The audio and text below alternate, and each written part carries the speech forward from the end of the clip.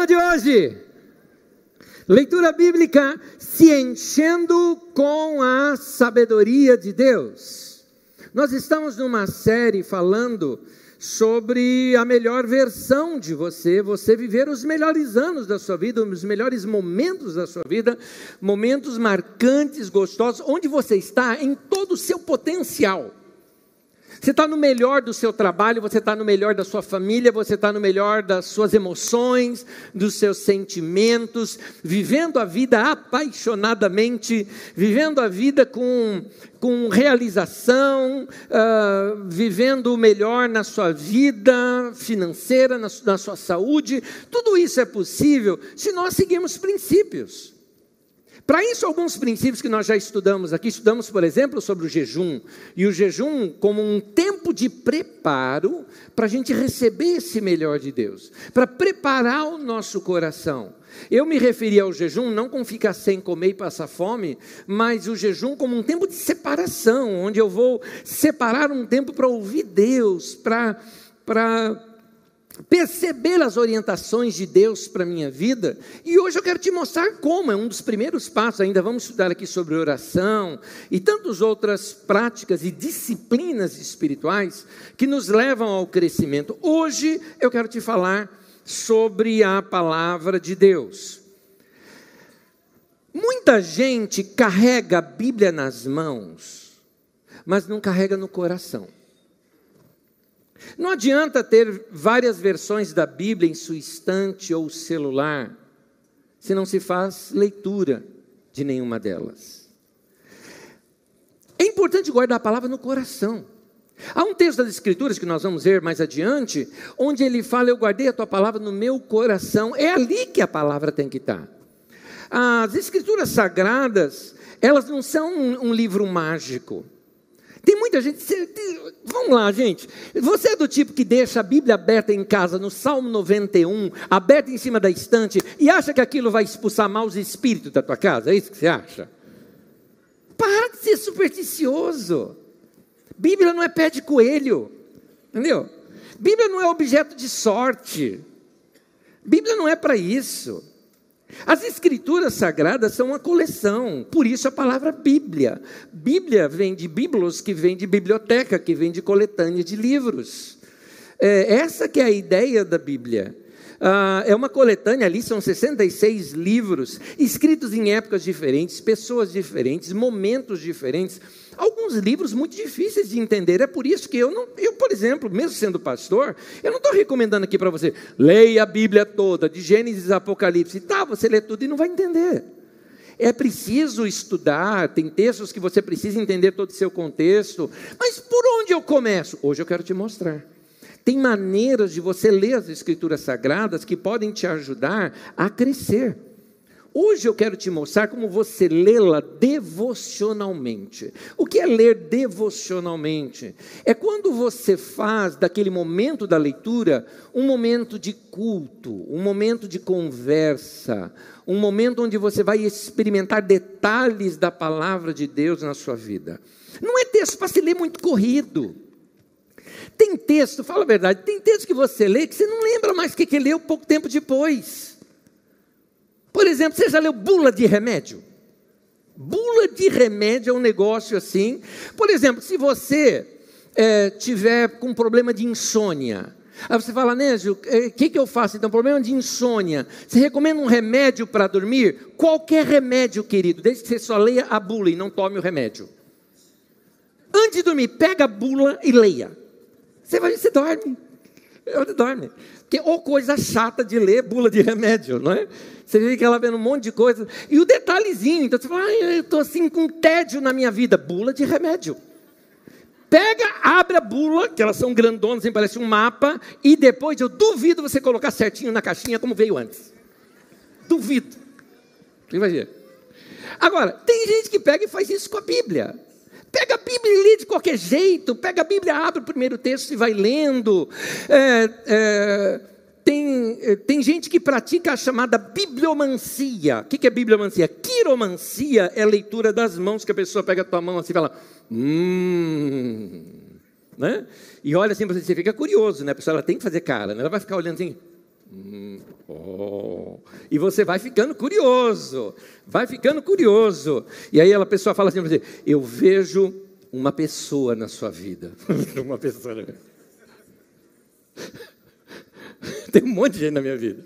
Então, mas tem gente que pega e pratica bibliomancia. O que é a bibliomancia? É a quiromancia da Bíblia, onde você pega, abre a Bíblia em qualquer texto e fala: Deus vai falar comigo. Tá. Imagina um indivíduo com um sufoco na vida, apertado na vida, tudo dando errado na vida dele. Ele abre assim a Bíblia e aponta o dedo e lê lá: e Judas foi e enforcou-se. Tem que confirmar a palavra. Abre outro texto: vai tu e faz o mesmo. Não, é 2 ou 3 testemunhas, mais uma. Aí você abre, e o que tem a fazer, faz-o depressa. Não dá. Não dá. Tem que tomar cuidado. É aquela história: Deus vai falar comigo. Abre a Bíblia, cai naquelas páginas brancas do meio. Não tem nada para falar. Deus vai falar comigo. Abre a Bíblia e cai na genealogia. Então, a Bíblia não é para isso. Tem uma maneira de você ler e estudar as Escrituras Sagradas, e é o que nós queremos mostrar isso para você hoje. Eu acho importante nós selecionarmos poucos textos das Escrituras e entrarmos a fundo neles. Vocês já decoraram algum texto da Bíblia Sagrada? Vocês sabem textos de cor? Se não fosse existir mais Bíblia Sagrada e nós tivéssemos que reescrever a Bíblia só com vocês aqui, quanto que nós teríamos dela? É ruim, né? Mas a questão não é a quantidade. A questão é que alguns textos é importante a gente guardar no coração. É importante nós memorizarmos alguns textos, para que eles comecem a trabalhar no coração da gente e nos servir. E um detalhe, nos ajuda na meditação. Meditar é mais do que ler. A palavra meditar é o mesmo que ruminar. O que é ruminar? Lembra de um animal que rumina, por exemplo? Vamos pegar a vaca, por exemplo, né? O estômago da vaca, ele tem 4 compartimentos.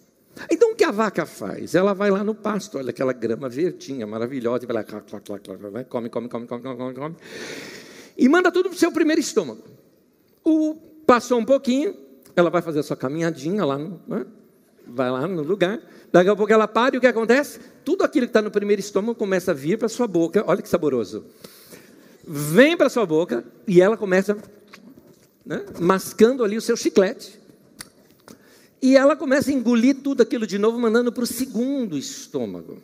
E aí vai fazendo esse processo. Por que ela faz isso? Ela quer extrair tudo que tem ali, qualquer vitamina, tudo que tem dentro naquele alimento, ela quer extrair dali. Querido, você precisa ruminar, meditar a palavra de Deus. Pega um texto, guarda no coração. Pensa nele, medita nele ao longo do dia. Tenta encontrar nuances, detalhes desse texto na sua vida. Vamos dizer por exemplo, que fala sobre a palavra de Deus. O Salmo 119, por exemplo, é um salmo todo, é uma poesia inteira, é o maior capítulo da Bíblia Sagrada, uma poesia inteira somente dedicada ao amor às Escrituras Sagradas. Salmo 119, versículo 105, ele diz: lâmpada para os meus pés é a tua palavra e luz para os meus caminhos. O que o texto está nos mostrando? Que a palavra de Deus, ela é aquela que vai iluminar o meu caminho. É ela que vai me mostrar o princípio que eu tenho que tomar. É o princípio que vai me ensinar as decisões que eu tenho que tomar na minha vida. Lâmpada para os meus pés vai mostrando que as escrituras, os princípios que você guardou no coração, que vão orientar você para as decisões que você vai tomar na sua vida. Muitos de nós tomamos decisões baseadas em outras coisas. Quer ver um exemplo? Muitos de vocês já tomaram decisões profissionais apenas por questões financeiras. Me veio uma proposta, eu vou ganhar mais. Você vai, por que vai ganhar mais? Não é para isso que eu trabalho? Não, querido. Você não trabalha só para ganhar dinheiro. Trabalha só para ganhar dinheiro para você ver que coisa chata que é. Daqui a pouco tempo você sai daquela empresa, o dinheiro já não vai falar mais nada para você. Você não vai aguentar aquilo. O trabalho tem que estar relacionado com o prazer, tem que estar relacionado com os seus dons, tem que estar realizado de acordo com os seus propósitos. E claro, a vida financeira também. Mas não deixe o dinheiro guiar a tua vida. Alguns de vocês tomam decisões baseadas nas emoções. Aquilo que eu mais sinto, eu faço. Eu gostei, eu faço. Eu me apaixonei. Nem todo mundo que se apaixona é gente boa. Você já se apaixonou por gente ruim, não vem não. Olha a sua adolescência lá. Passa alguns anos, você olha para trás e fala, meu Deus, do que eu me livrei. Mas existem princípios que podem guiar a vida da gente. Nossa vida não pode ser guiada por emoções, nossa vida não pode ser guiada por dinheiro, nossa vida precisa ser guiada por princípios de sabedoria. Sabedoria essa que está na palavra de Deus. Ela é a lâmpada que vai iluminar os meus caminhos, é o guia para mim, ela vai me orientar. Eu conheço uma pessoa fantástica, um cara fantástico, trabalha numa empresa que é a empresa dos sonhos. O cara cresceu na empresa e veio aquela baita oportunidade, uma promoção para assumir aquela empresa, que é uma empresa internacional, assumir toda a América Latina naquela área da vida dele. É um cargo de inveja mundial, porque é uma baita empresa. E o cara disse não. Você fala assim, como assim? Tem gente que até pagaria, ganharia menos se necessário. Não é para ganhar menos, era para ganhar muito mais. Por quê? Por uma razão. A filhinha dele estava nascendo e ele falou o seguinte, eu quero curtir esse momento da infância da minha filha. Se eu assumir essa empresa nesse tempo, eu vou viajar tanto que eu não vou ver minha filha crescer. E daqui a 20 anos eu vou olhar para mim e vou me odiar nesse tempo. Então eu quero tomar uma decisão agora, que daqui a 20 anos eu olho para trás e falo, olha que coisa linda. O que esse cara fez? Seguiu princípios.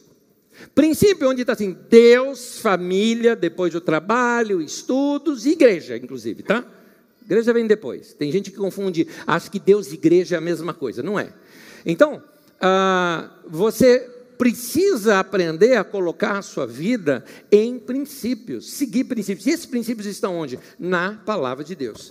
As Escrituras, é muito importante que as Escrituras Sagradas, você leia, conheça, se familiarize com as Escrituras Sagradas, para permitir que o Espírito Santo faça essa obra no teu coração de direcionamento. Sabedoria, nós estamos falando. No tema de hoje, se enchendo com a sabedoria de Deus. Para nós sermos cheios dessa sabedoria, é necessário tomarmos alguns passos. O primeiro que eu quero te mostrar é o seguinte. Disciplina pessoal abre o caminho para se obter a sabedoria. Nossa geração não gosta de disciplinas. Nós somos espontâneos demais. Parece que tudo tem que ser assim, easy, fácil. E não são assim. Acorda para a vida. A vida exige algumas regras. E por disciplina pessoal, na Bíblia, disciplina pessoal é chamada de bons costumes ou boas tradições. Quando a Bíblia fala de tradições, não está falando de rituais. Essa nossa ideia de tradição é igual a ritual é uma ideia romana. Os romanos trabalhavam muito com rituais e nós entendemos tradições como rituais religiosos. E não é isso. Quando a Bíblia fala de tradições, ela está se referindo a práticas, a princípios, a disciplinas que você coloca na sua vida diariamente, práticas diárias que vão te levar ao crescimento. E uma das coisas que vão te levar ao crescimento é essa de conhecer as Escrituras Sagradas. A sabedoria, o caminho da sabedoria é por ali. Quando você põe a disciplina, você está abrindo caminho para se receber a sabedoria. Olha o que a Bíblia diz, no livro da lei, em Deuteronômio, coloca para mim o texto de Deuteronômio. Em Deuteronômio fala acerca do temor do Senhor. E ele fala que na leitura do trecho da Bíblia Sagrada, você pode entender, compreender e receber melhor o temor do Senhor. Diz assim, trará consigo sempre a cópia deste livro da lei e terá que lê-la todos os dias da sua vida, para que aprenda a temer o Senhor teu Deus e cumprir fielmente todas as palavras desta lei e todos estes decretos. Por que estou dizendo isso? Porque, vamos ler Provérbios. Provérbios 9:10 fala: o temor do Senhor é o princípio, é a chave, é a porta, é o que te abre para a sabedoria. O que o texto de Deuteronômio nos ensinou é que quando você aprende a ler as Escrituras e dedica tempo às Escrituras, ela vai te levar ao temor do Senhor. E o temor do Senhor é o que vai te abrir portas, é a chave para a sabedoria. Vou te explicar isso um pouquinho melhor. Sempre quando você vê a palavra chave, abrir portas, vamos imaginar isso, uma figura de linguagem aqui para nós. Se nós temos ali uma porta e está tudo fechado, temos aquela porta, o que tem depois daquela porta? Algo novo. Tem algo novo ali. Todas as vezes que você atravessa uma porta na tua vida, entenda isso, é que você abriu-se para algo novo, para uma experiência nova. O que o texto está querendo dizer é o seguinte: o temor do Senhor é o que vai te abrir portas para a sabedoria, para você entender, para você ter discernimento. A Bíblia junta sabedoria com entendimento, discernimento, conhecimento, vivência experimental. Você vai aprender como tomar as melhores decisões. Isso é riqueza. Isso é riqueza para a sua vida. E o temor do Senhor é que vai te levar a isso. Explicando sobre o temor do Senhor. Temor do Senhor não é ter medo de Deus. Apesar da palavra temor ter esse sentido aqui para nós, a ideia é uma ideia de reverência. Eu chego nesse ponto de reverência já. Vou te explicar algo mais sobre temor. Temer a Deus não significa que eu tenho medo de Deus, mas significa que eu temo que qualquer coisa possa ficar atrapalhando esse meu relacionamento com Deus.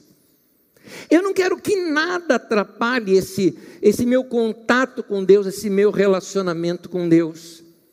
Sabe casalzinho de namorado que está tão apaixonado que de vez em quando fica assim perguntando para o outro: está tudo bem? Tá. Mas está tudo bem mesmo? Tá. Mas está tudo bem mesmo, né? Tudo certo? Não, está tudo bem. Não é que a pessoa é chata, é que ela não quer que nada fique entre vocês. Da mesma forma, chegou o tempo de nós fazermos isso com o nosso Deus. Eu vou te propor algo, só que antes, eu vou te propor algo sobre o seu relacionamento com Deus, mas antes eu quero usar um exemplo aqui dentro do casamento, que fica muito mais fácil de a gente compreender. Quem aqui tem mais de 10 anos de casados? Vamos lá, mais de 10 anos de casado. Muito bem, deixa eu falar uma coisa com você. Experimenta chegar hoje num momento só de vocês dois e pergunta assim para a tua esposa ou pergunta assim para o teu marido: você tem alguma coisa que quer que eu mude? Fala para ela, vai uma de cada vez, não fala tudo não, uma. Tenha certeza que a pessoa vai te falar essa coisa, certo? Ok, foi só um exemplo. Vamos para a área do nosso relacionamento com Deus. Que tal você chegar para Deus e falar o seguinte: Senhor, me fala uma coisa que eu preciso mudar. Agora te peguei. Uma coisa que eu preciso mudar. Eu não quero que fique nada nesse meu relacionamento com o Senhor que esteja atrapalhando o nosso relacionamento. Eu quero mudar isso aqui. Meus pais me ensinavam uma coisa. Meu pai tinha um belíssimo costume de orar com a gente antes de dormir. E ele ensinava que esse momento de dormir era o momento onde a gente deveria buscar a Deus e pedir perdão dos nossos pecados. Mas não era a frase mágica: e perdoa todos os nossos pecados, amém. Não. Você vai falar qual que é o teu pecado. Eu não lembro de nenhum. Há um texto da Bíblia Sagrada que diz assim: sonda-me, ó Deus, o Senhor conhece o meu coração, e vê se tem em mim algum caminho mau. Que tal você chegar para Deus e falar isso com Ele? Que tal você abrir o teu coração e falar: Deus, tem alguma coisa que o Senhor queira que eu mude na minha vida? Quando você fala isso, isso é temor do Senhor. Você está abrindo a sua vida para que fique tudo livre nesse contato seu com Ele, de modo que você possa receber dEle instruções para a sua vida. Isso é temer a Deus. Um outro aspecto do temor ao Senhor é a reverência. Reverência é respeito. Reverência é quando você admira tanto que, embora você possa ter intimidade com a pessoa, você tem um grande respeito por ela. Eu não digo que reverência é você falar formalmente com Deus, mas reverência é, no mínimo, você se abrir e respeitar algumas coisas que não podem ser mudadas no seu relacionamento com Deus, que é daquele jeito. Deus quer aquilo de você. Então, a reverência tem a ver com esse respeito. Eu tive um bom relacionamento com os meus pais, já lhes disse isso aqui diversas vezes. E meu pai era um deles, e meu pai era um cara assim, muito legal, e nós tínhamos proximidade, eu brincava muito com os meus pais, mas eu tinha um profundo respeito por ele, tanto que você só ouve eu falando coisas boas e o respeito dele, que eu tenho com ele. No entanto, nós éramos íntimos, e a intimidade nos permite brincadeiras. Gente, eu era tão bagunceiro com meu pai. Eu amava, uma das coisas que eu amava fazer era dar susto na minha mãe e aprontar com meu pai. Fazia cada coisa, por exemplo, meu pai estivesse tomando banho, eu ia lá na porta do banheiro, enchia de vassoura atrás da porta e ficava lá de longe, só esperando. A hora que ele abria o banheiro, aquele monte de vassoura em cima dele ali. Zoeira. Tinha um culto de quarta-feira à noite na igreja dos meus pais, que a gente não ia, as crianças só iam, os adultos eram reunião de oração e tudo mais. Eles deixavam a gente ficar em casa naquele culto de quarta-noite. Em casa se dormia cedo, 8h30 era cama já. Então o culto terminava às 9h, 9h30, a casa já estava toda apagada, as crianças todas na cama já. Agora, eu sempre aprontava alguma coisa. Uma das coisas que eu aprontava, eu lembrei aqui agora, lá em casa a gente tinha aquele negócio de ter que encerar o chão, né? Passar. Depois a mãe, pede para a mãe explica depois o que é isso daqui. Tinha um negócio chamado escovão que a gente passava, que é a avó da enceradeira, tá? Um negócio que a gente passava assim. Um negócio chamado cera, que a gente pegava lá no chão e passava. Eu estou lembrando até de um nome aqui, poliflor. Tinha um negocinho chamado poliflor assim, ó. Era uma lata assim redondona. E tinha uma tampa em cima dela, e a tampa que era o negócio para mim. Eu pegava aquela tampa e amassava para, assim, como se tentasse virá-la do avesso. Bastava um toquinho ali nela e ela saltava e fazia um grande barulho. À noite, tudo apagada, eu pegava aquela tampa, fazia isso daqui, colocava debaixo do tapete.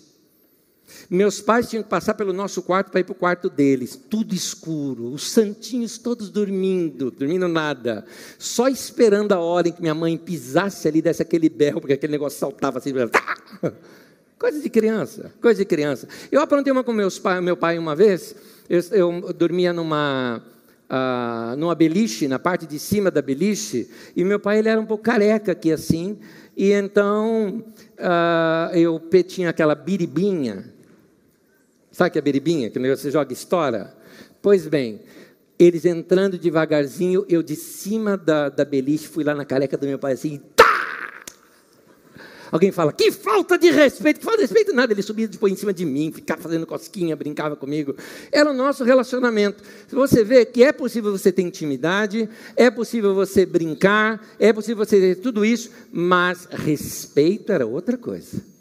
Se meu pai chegasse e falasse assim, preste atenção, eu prestava. Se meu pai falasse, faça tal coisa, eu fazia. Não tinha não. Não tinha discussão. Ele mandou, acabou. Esse é o respeito, essa é a reverência, esse é o temor. Isso faz parte do nosso relacionamento com Deus também.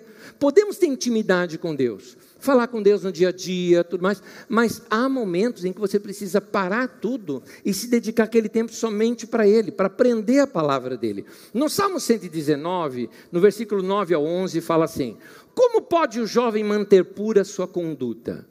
Vivendo de acordo com a tua palavra. Eu te busco de todo o coração. Não permitas que eu me desvie dos teus mandamentos. Guardei no coração a tua palavra para não pecar contra ti. Olha que interessante. Por que o texto aqui se refere aos jovens? Porque os jovens, eles têm o desafio dentro de si de quebrar paradigmas. Eles olham para a vida dos seus pais, vê algumas coisas que não gostaria de repetir, então sai quebrando o paradigma e tradições, achando que está tudo errado. O problema é que eles acabam quebrando algumas tradições que não deveriam quebrar, entrando em áreas que não deveriam entrar, invadindo limites que não deveriam ser invadidos, e acabam, por falta de temor e reverência, ou devido respeito, perdendo algumas coisas ou tomando decisões erradas na sua vida. É por isso que o final do texto diz assim: guardei a tua palavra no meu coração para não pecar. Pecar significa errar o alvo, errar o caminho. O que o texto está dizendo é o seguinte: eu guardei a palavra no meu coração para que ela oriente a minha vida, para eu não errar. Eu não quero tomar decisão errada. Eu não quero errar nos meus passos, eu não quero errar nos meus caminhos. Então eu guardo essa palavra no meu coração. Queridos, estas coisas só são possíveis, guardar a palavra no coração e tudo mais, quando você tem disciplina. Quando você tem aquele tempo reservado de respeito, de reverência, onde você vai ter tempo com a palavra de Deus. São essas as boas tradições que a Bíblia Sagrada fala.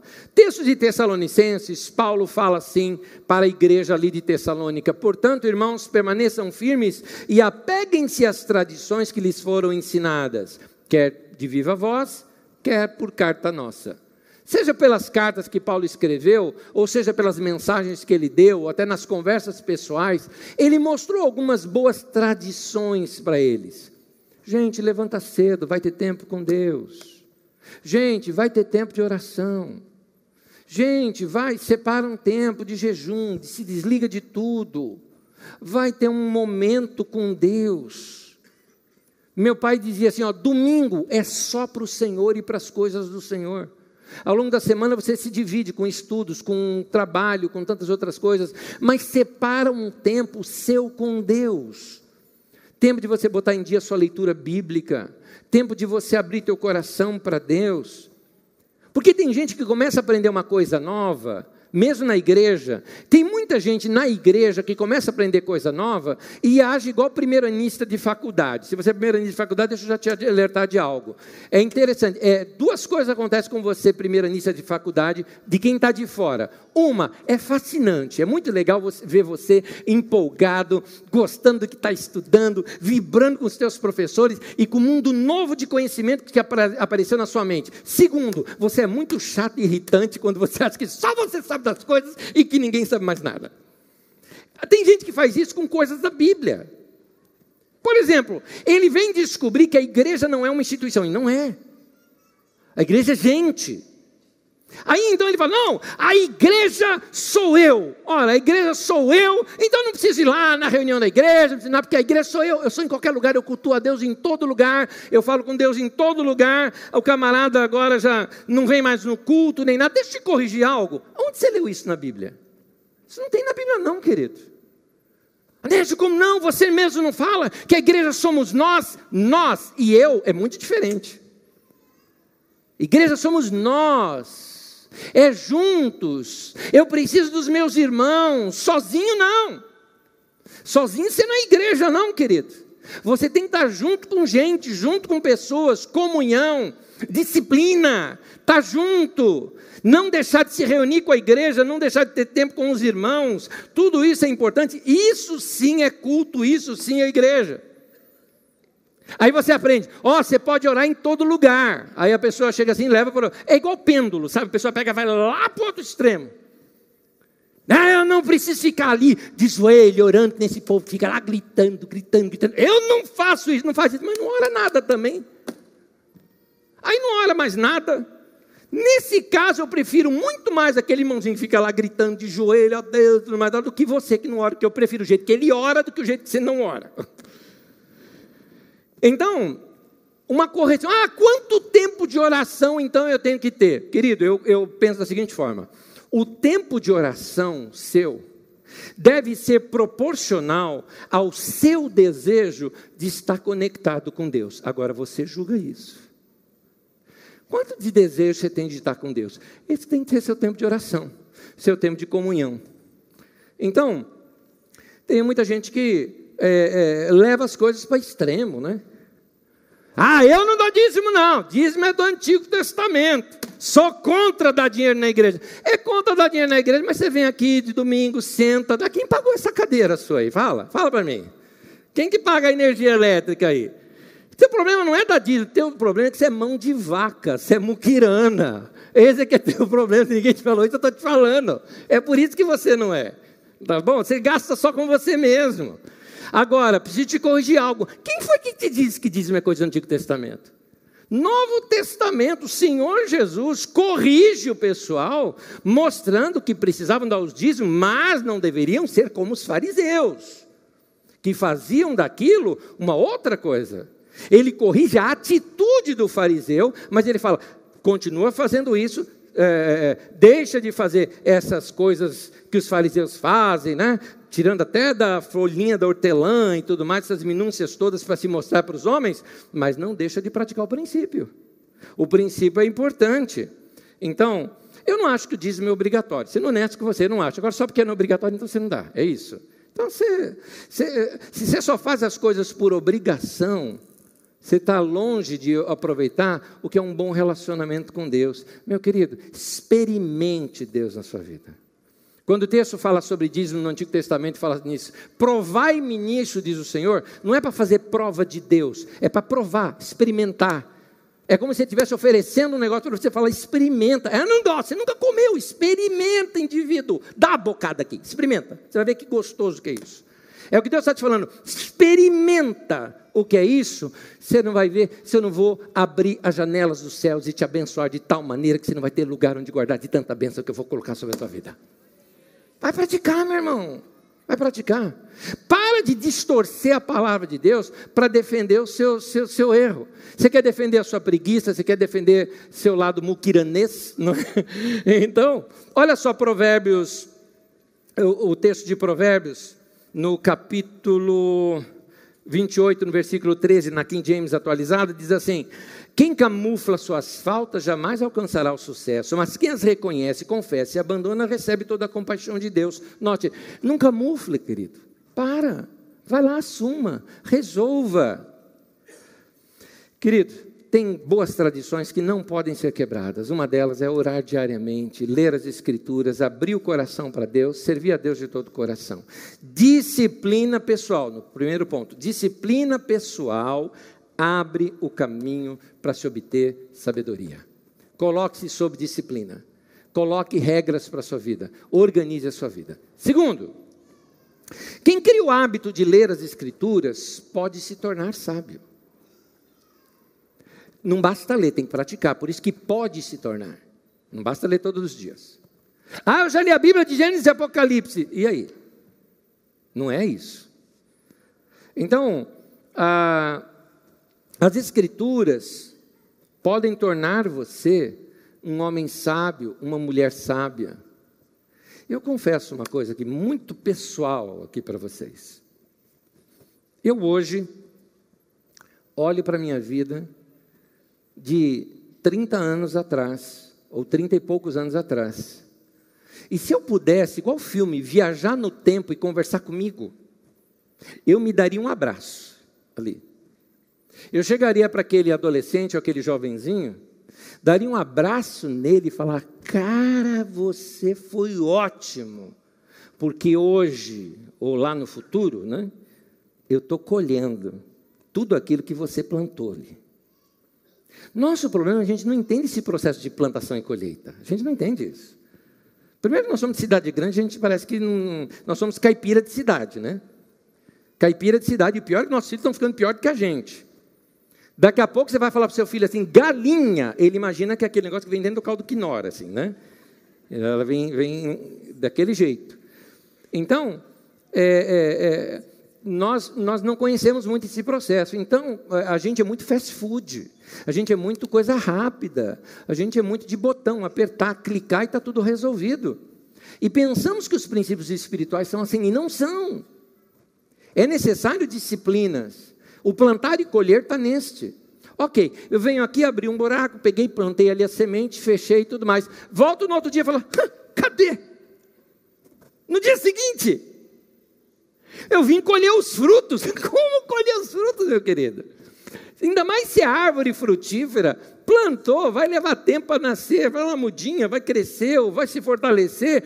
Tempos, anos depois é que vai produzir fruto daquilo. É por isso que eu estou dizendo, eu olho hoje lá para trás e falo, ainda bem que lá eu plantei o que eu estou colhendo aqui hoje. Meu querido, planta na tua vida. Mas agora que eu já estou mais velho, tá? E você quer viver como os próximos anos da sua vida? Planta agora. Você tem que continuar plantando coisas. Plante comunhão com Deus, plante relacionamento com Deus, plante momentos de tempo com as Escrituras Sagradas. Paulo falou assim para Timóteo, em Timóteo capítulo 3, 2 Timóteo 3, porque desde criança você conhece as sagradas letras que são capazes de tornar-te sábio. Elas são capazes disso. Mas só ler a Bíblia não basta. Não, tem que colocar em prática. Por isso que ela é capaz de te tornar prática. Você tem que acioná-la. Primeiro tem que depositá-la em você e depois acionar. Você já deu muita cabeçada na vida? Eu sei que a sua resposta é sim. Agora, sabe aquela expressão que você fala depois de errar? Mas se eu soubesse disso, pois é, a Bíblia Sagrada, as Escrituras Sagradas, poderia já ter te prevenido disso. Então, conhecer melhor as Escrituras é uma atitude preventiva contra os males da vida. Aqui eu quero te ensinar uma forma de ler as Escrituras Sagradas. Tem uma forma muito interessante. Muitas pessoas falam assim, então, de onde eu começo? Começo lendo a partir de que texto? Vários textos das Escrituras Sagradas poderiam ser feitos dessa maneira. Tem um que eu repito demais aqui com vocês, pela praticidade dele. Eu gostaria que você desenvolvesse o hábito de ler o livro de Provérbios. E hoje eu quero até te explicar o porquê.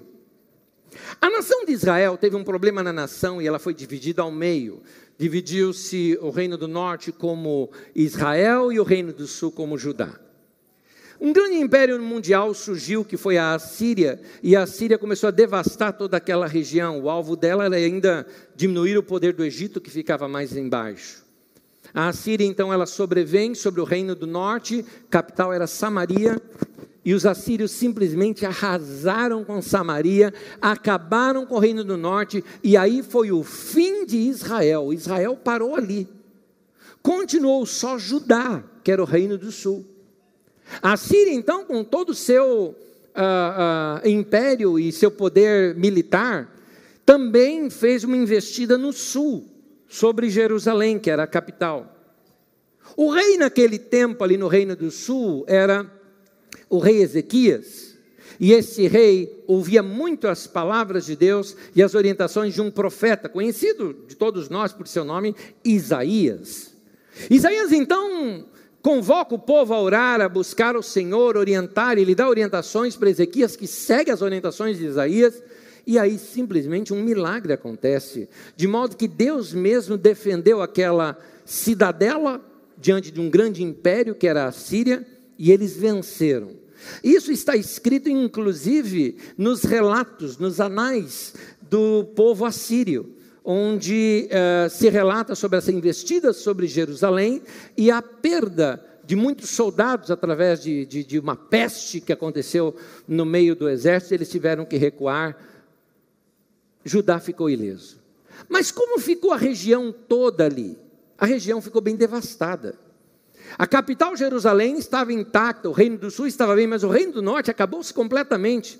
Sobraram os camponeses, famílias pobres e tudo mais. A capital do reino do norte, Samaria, totalmente destruída. Precisava reconstruir aquela nação. O reino do sul, através de Ezequias, teve a intenção de unir todo este povo, e para unir esse povo e reconstruir a nação, o rei Ezequias tomou diversos passos, diversas medidas, para que pudesse reconstruir uma nação. E uma delas, umas 7 ou 9, se eu não me engano, medidas, uma vez eu relatei cada uma delas, mas uma delas me chama a atenção. Uma delas, Ezequias juntou os sábios ali do seu reinado, e eles reescreveram provérbios que foram ensinados pelos sábios. Por exemplo, os provérbios de Salomão e alguns outros provérbios. Eles reescreveram e começaram a ensinar o povo esses provérbios. Você vai falar, o que tem a ver reconstruir uma nação com decorar provérbios? Acontece que os provérbios poderiam orientar você acerca da sua vida pessoal. Os provérbios ensinam você como você administrar a sua vida financeira. Os provérbios ensinam a sabedoria de você conseguir organizar a sua vida emocional, sua vida mental, sua saúde física, seu relacionamento com Deus, sua família, seu respeito aos pais, como educar os seus filhos. Tudo isso estão nesses provérbios. Ele entendeu, põe a sabedoria na mão do povo, ensina ao povo coisas importantes, e o povo sabendo essas coisas, menos conflitos vamos ter, menos problemas sociais nós vamos ter, vamos respeitar o vizinho, vamos respeitar o que é propriedade do outro. Isso vai fazer com que esse povo tema a Deus e viva em paz. Que sacada maravilhosa desse cara! Pois bem, nós temos nas nossas mãos hoje 7 coletâneas de provérbios. E essas 7 estão todas num livro só chamado Provérbios. Uma dessas coletâneas são essas que eu estou lhes falando do rei Ezequias. Está lá, na sua Bíblia. Lá no meio dela, depois do livro de Salmos, tem um livro chamado Provérbios. Provérbios tem 31 capítulos. O mês mais longo que a gente tem no ano, os meses mais longos, eles têm 31 dias. O que daria certamente um provérbio por dia. Não um provérbio, mas um capítulo cheio de provérbios. Provérbios são assim, são várias citações e várias, não é um texto corrido. Portanto, o que você precisa fazer? Hoje é dia 3, por exemplo, você pega lá Provérbios capítulo 3 e você vai lendo o texto, seleciona um trecho do texto, que pode ser 4 versículos, 5 versículos, às vezes um só, que já mudou de assunto, que tem a ver com você. E o que? Medita nele. Eu não estou te ensinando você a ler a Bíblia inteira. É bom, eu quero ler a Bíblia inteira, leia. Mas eu estou te ensinando como guardar a palavra no coração. É assim que guarda a palavra no coração. Vamos dar um exemplo? Hoje é dia 3, Provérbios capítulo 3, vamos ver um trechinho dele. Como é feliz o homem que acha sabedoria, o homem que obtém entendimento. Uma pausa já aqui. É claro que aqui o homem está falando da raça humana, do ser humano. Como é feliz! Ele está mostrando, é uma alegria imensa, é uma felicidade quando você encontrou entendimento. Quando você encontrou sabedoria.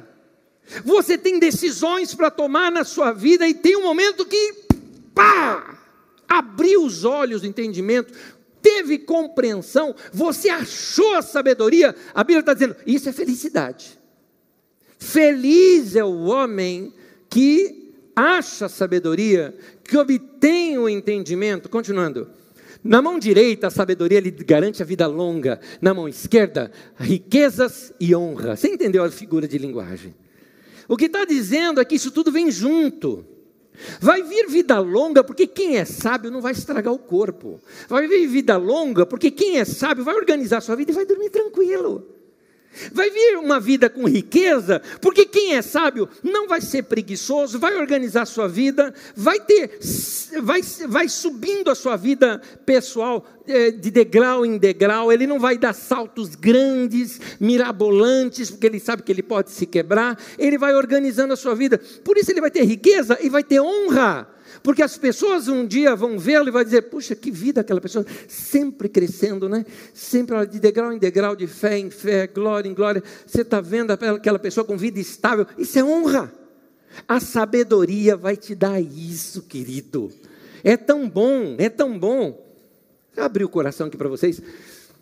Tinha terminado um culto aqui, nosso palco era só desse lado aqui, uma pessoa aqui chegou para mim, me abraçou, e ela falou uma frase para mim, me marcou muito.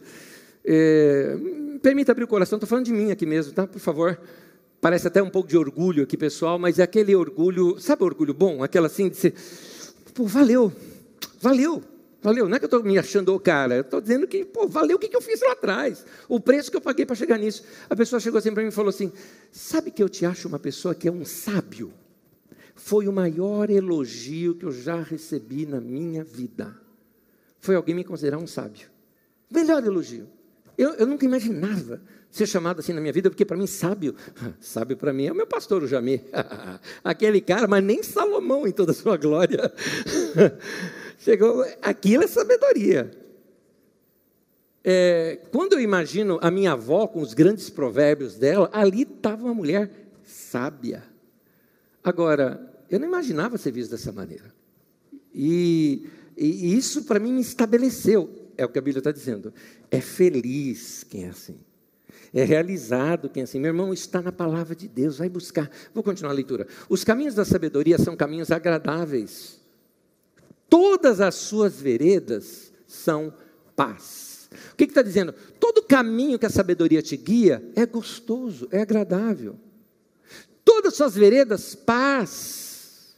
Quem está seguindo a sabedoria está em paz, está tranquilo, está de bem. Continuando, a sabedoria é a árvore que dá vida, inclusive a expressão aqui é a mesma do Gênesis, está falando da árvore da vida mesmo. A quem a abraça, a quem a ela se apega, será abençoado. É uma pergunta redundante, você não precisa nem responder, responde para você. Você quer sabedoria? É claro que você quer. Onde ela está? Na palavra de Deus. Quanto tempo você gasta com a palavra de Deus? Essa é uma pergunta que você precisa resolvê-la com você mesmo. Olhar para as Escrituras, amar as Escrituras, aprender as Escrituras. Lembra que eu conto para vocês que a minha avó me ensinou a ler e escrever nas Escrituras Sagradas. Ela usava textos das Escrituras Sagradas para fazer redação comigo. A intenção dela é que eu decorasse textos da Bíblia Sagrada. E eu quero te mostrar o texto que ela usou comigo. O texto é Provérbios capítulo 2. Acompanha comigo a leitura. Se der ouvidos à sabedoria e inclinar o seu coração ao entendimento, só um detalhezinho.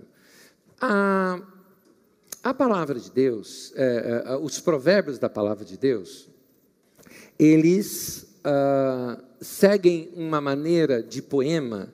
E os poemas antigos, a rima deles não está na sonoridade, a rima deles está na quantidade de sílabas deles e também na conjunção de ideias. É o que nós chamamos de paralelismo. Então, o paralelismo, ele simplesmente repete a mesma ideia com outras palavras. Se der ouvidos à sabedoria, inclinar o seu coração por entendimento, clamar por discernimento, clamar por entendimento e por discernimento gritar alto, ele está falando tudo a mesma coisa. Ele está falando que entendimento, sabedoria, discernimento, vem tudo junto, é uma coisa só. E você obtém isso se você der ouvido, inclinar o coração, clamar e gritar bem alto, assim, com vontade mesmo, você está afim mesmo disso. É isso que está dizendo o texto. É assim que se obtém sabedoria. Costumo dizer, Deus vai dar para você na mesma proporção, na mesma medida da tua sede por Ele, da sua vontade de estar com Ele. Continua. Se procurar a sabedoria como procura a prata e buscá-la como quem busca um tesouro escondido, está falando a mesma coisa. Você tem que buscar, pegando dica aqui, dica ali, insistindo. É assim que se tem sabedoria. Então você entenderá o que é temer o Senhor e achará o conhecimento de Deus. Pois o Senhor é quem dá a sabedoria.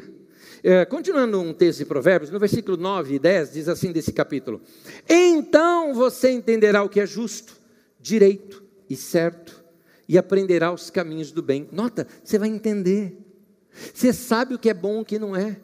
Você sabe já como tomar as melhores decisões. O seu coração já está treinado para julgar, para decidir. Pois, diz o texto, a sabedoria entrará em seu coração e o conhecimento será agradável à sua alma. Tempo com a palavra de Deus, você vai ter sabedoria. E tendo a sabedoria, você vai saber o que é justo, o que é direito, o que é certo, o que você tem que fazer. Meu irmão, minha irmã, você pode ser sábio. Basta você ter tempo com a palavra de Deus e guardar essa palavra no coração. Continuo. Terceiro, quem se dedica, prospera. E por prosperidade aqui, eu não estou falando de riqueza monetária. Você viu aqui que quem acha sabedoria é como um tesouro escondido? É essa riqueza que você precisa. É essa riqueza. Gente, é muito rico receber a palavra de Deus no coração. Entendimento no coração. revelação da palavra, coração abrasado com as coisas de Deus. A sabedoria mostra que a riqueza não tem a ver com ter muita coisa, mas em descobrir que você não precisa de muita coisa para ser feliz. Só a sabedoria pode te mostrar isso. Sabedoria te mostra que não são as coisas que vão te trazer algo, mas você vai aprender até a viver sem elas. Essa é a sabedoria vai te mostrar esses caminhos. Feliz é aquele que orientou sua vida pelos princípios da palavra de Deus. Essa pessoa vai ver sua vida prosperar, pouco a pouco, sem nenhum milagre. Você não precisa de milagre, meu irmão. Quando você tem palavra de Deus, você não precisa de milagre. Milagre nunca é o melhor de Deus para a tua vida. Como assim, Alésio? Quem que não precisa de um milagre, querido? O melhor de Deus não é milagre, o melhor de Deus é não precisar de milagre. Isso que é o melhor de Deus. O que é melhor? Ser curado ou não ficar doente? Ter saúde, não é? Então o melhor não é um milagre. O que é melhor? Milagre acontecer e resolver teu problema financeiro? Ou tua vida crescer pouco a pouco, você nunca precisar de milagre nessa área? Porque você está estável, você está bem, você está organizado. Então, note que o melhor não é um milagre, o melhor é princípio. Melhor é a sabedoria. Salmo 1 diz assim, eu estou apenas alguns trechos do Salmo 1, ok? Como é feliz aquele cuja satisfação está na lei do Senhor, e nessa lei medita de dia e de noite, e tudo que ele faz prospera.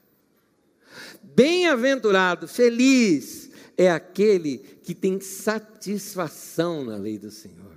Ele tem prazer naquilo, ele gasta tempo com aquilo com vontade. É feliz essa pessoa, medita de dia, medita de noite, acorda, vai ter tempo com as escrituras, vai ter tempo antes de dormir também. Tudo que essa pessoa faz, dá certo, prospera. A meditação da palavra vai levar você a produzir frutos incríveis na sua vida, meu querido. No texto das Escrituras Sagradas, mostrando a igreja lá no princípio, veja comigo aqui, em Atos 2, versículo 42, diz assim: e eles se dedicavam ao ensino dos apóstolos. Note que havia dedicação, havia empenho. Gente, eu tenho uma coisa aqui para te dizer que é muito importante. Olha só, eu temo que no cristianismo dos dias de hoje, estamos formando uma geração de preguiçosos. A cultura da geração fast food é obter tudo pronto, sem esforço. Mas espiritualmente isso não funciona, pois Deus não abençoa a preguiça. Se você quer crescer espiritualmente, é preciso se esforçar. É preciso. Note que o texto fala que eles se dedicavam ao ensino. Se dedicar, meu querido, é decidir pôr um fim na preguiça. É colocar regras na sua vida. Colocar horários para você. Eu vou acordar a tal hora porque eu preciso ter um tempo com a palavra de Deus. Eu vou desligar, agora estou com uma vontade de assistir, mas não vou, porque eu preciso ter um tempo com a palavra de Deus. Eu preciso de sabedoria para a minha vida. Eu preciso parar tudo, jejuar. Eu preciso me isolar para poder receber a sabedoria de Deus para a minha vida. Olha dois textos de Provérbios que nos ensina sobre a preguiça. 13:4 de Provérbios. O preguiçoso deseja e nada consegue. Ele tem sonho, ele tem desejo, mas não realiza nada, porque por causa da preguiça. Provérbios 21:25. O preguiçoso morre desejando, porque suas mãos recusam a trabalhar. Eu sempre falo, tudo começa com um sonho. Verdade, começa, querido, mas se não vai adiante, se você não põe em prática, se você não põe disciplina, se você não põe regras, não vai acontecer nada na tua vida, vai continuar desejando, continuar sonhando. Você precisa se dedicar. Dedicar-se a crescer espiritualmente, dedicar-se à doutrina dos apóstolos. Sabe como que era isso na prática na igreja primitiva? Eu vou te mostrar, Atos 2:46. Todos os dias continuava a reunir-se. Nota, esse povo se reunia. Para quê? Para ouvir a doutrina dos apóstolos. Queriam aprender. É interessante isso, que todo dia, tinham ali um tempo com a palavra de Deus junto com os apóstolos. E todo dia eles estavam ali. Me impressiona isso, porque olha só, hoje nós temos aqui uma reunião na semana, uma. E o indivíduo ainda arruma desculpa para ficar em casa e não vir para o culto no meio da igreja para ouvir a palavra de Deus. Aí fica em casa, não porque não pôde vir na reunião, por preguiça. Foca em mim. Você, te peguei. Ficou em casa na maior preguiça para não vir aqui. Você perdeu um monte de coisa. Mas aqui eu estou ouvindo a palavra de Deus. Mas você não ganhou o abraço dessa gente bonita aqui, ó. Não ganhou esse abraço. A hora que a gente chega assim, dá um abraço, seu irmão. Você abraça o mouse aí. Vai? Abraça o teclado. Vai lá. Vem para o culto você também. Vem ter tempo com a palavra de Deus também. Vem se dedicar, você precisa. Ó. A Bíblia fala disso já naquele tempo, Hebreus 10, 25, olha aqui, ó. Não deixemos de reunir-nos como igreja, segundo o costume de alguns. Já tinha gente igual a esse aí lá, olha aquele tempo, já tinha gente, ó. Mas procuremos encorajar-nos uns aos outros. Encorajar é botar o coração, é aquecer o coração. Meu querido, vem, é bom. Ó, beijinho para você. Vem, querendo falar com o teu coração agora. Vem, você precisa. Vamos ficar em pé, gente. Nós vamos terminar. Eu tenho algo para falar com vocês ainda. Um texto bíblico onde encerra tudo. O texto de Tiago é mais ou menos um provérbio do Novo Testamento. Muitas pessoas acabam falando, o livro de Tiago é um provérbio do Novo Testamento. Por quê? Porque ele é proverbial também. O livro de Tiago é mais ou menos o seguinte, vamos imaginar uma coisa aqui, tá?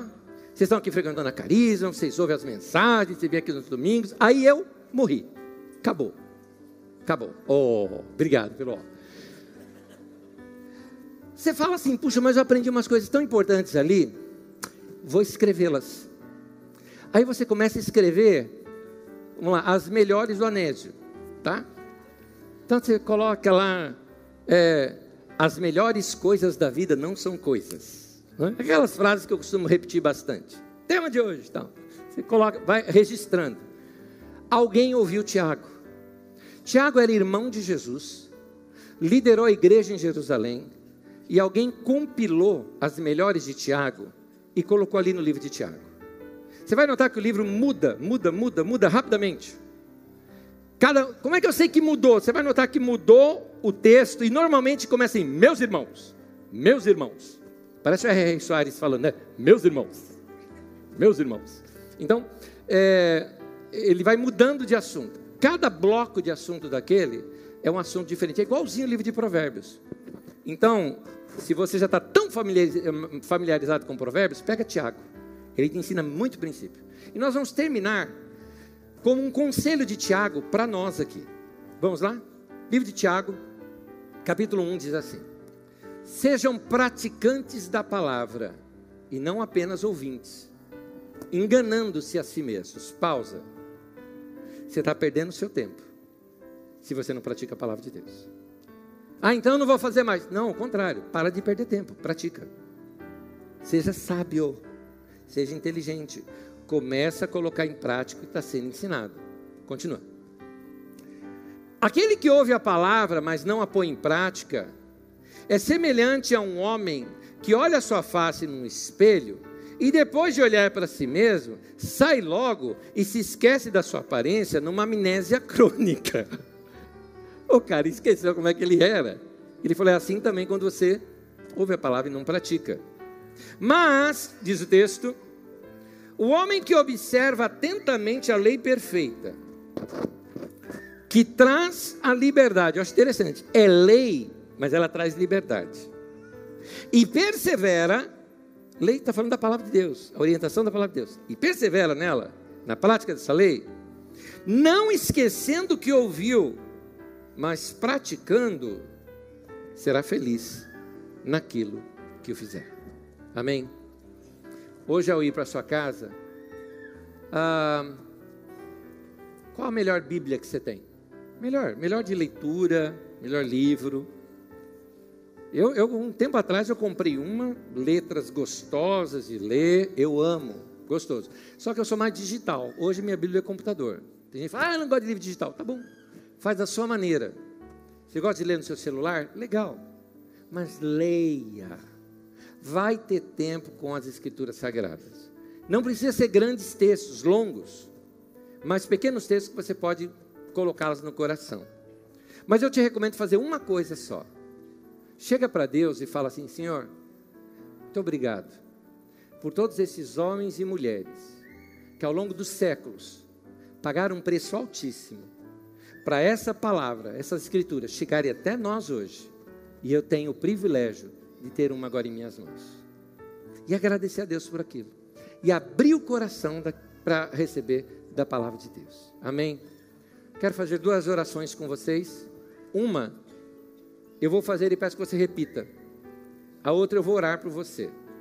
Para você não ser pego de surpresa, ore se você quiser.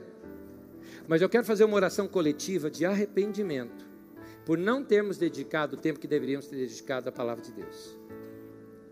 E prometendo para Deus que vamos melhorar isso.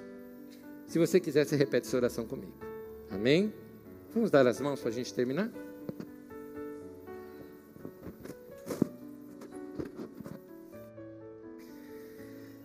Ore comigo, diga assim: Senhor, eu abro meu coração para a instrução da Tua palavra. O que o Senhor disse, falou comigo, eu quero praticar. Eu me arrependo, Senhor, de não ter dedicado mais tempo da minha vida para o meu crescimento pessoal na Tua palavra. Senhor, eu me comprometo, a partir de hoje, a melhorar isto na minha vida. Eu vou me dedicar mais para crescer, aprender a Tua palavra. Eu empenho a minha palavra, em nome de Jesus. Amém. Senhor, eu abençoo a vida dos meus irmãos, para que cada um receba do Senhor força, fortaleza, incentivo no coração, que os seus corações sejam aquecidos para te buscarem de todo o coração, alma, entendimento e força. Haja um avivamento de leitura da palavra no meio desta igreja, contagiando esses irmãos a se apaixonarem pelas Escrituras, a amarem o Senhor, a crescerem na Tua palavra, que saia daqui um povo sábio, que seja uma geração de homens e mulheres sábios, cheios da Tua palavra na sua vida, com vida nova, com mente renovada, com ideias novas, gente produtiva, gente que vai marcar a história da sua geração. Em nome de Jesus, põe Tua boa mão sobre nós, nos dê a paz, orienta o nosso caminho. Te pedimos, em nome de Jesus. Amém, amém, amém, amém, amém. O Senhor seja louvado por Sua palavra. Aleluia.